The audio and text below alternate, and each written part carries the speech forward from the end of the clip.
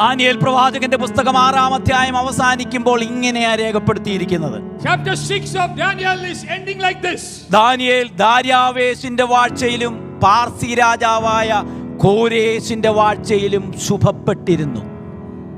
So Daniel's prosperity of the reign of Darius and the reign of Persia were great. ശ്രദ്ധിക്കുക, രാജ്യങ്ങൾ വരാം, സാമ്രാജ്യങ്ങൾ വരാം, വ്യക്തികൾ വരാം, പ്രശ്നങ്ങൾ വരാം, പ്രതിസന്ധികൾ വരാം. Kingdoms may come, problems may come, difficulties may come. രാജാക്കന്മാർ മാറും, ഭരണങ്ങൾ മാറും, വ്യക്തികൾ മാറും, പക്ഷേ നിന്റെ ദൈവം മാറത്തില്ല. Kings will move away, kingdoms will move away, people will move away, but God is unshakable, unmovable. അന്നത്തെ 4 രാജാക്കന്മാരുടെ കാലഘട്ടത്തിലും ദാനിയേൽ ഉത്കൃഷ്ട മാനസനായി തീർന്നു.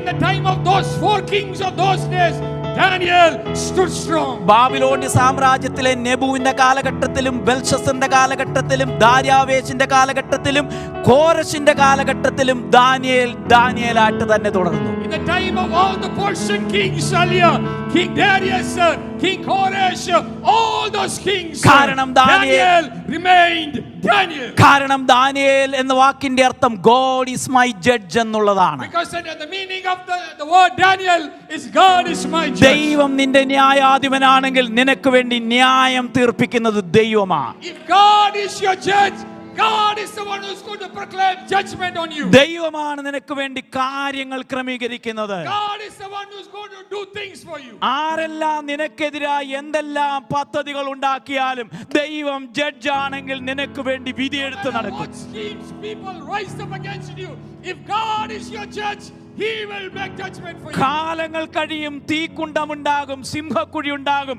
പക്ഷേ ചരിത്രങ്ങൾ മാറി മറിയും. Oh, times will pass away. The lights may come, the fiery furnace may come, but God's judgment will remain.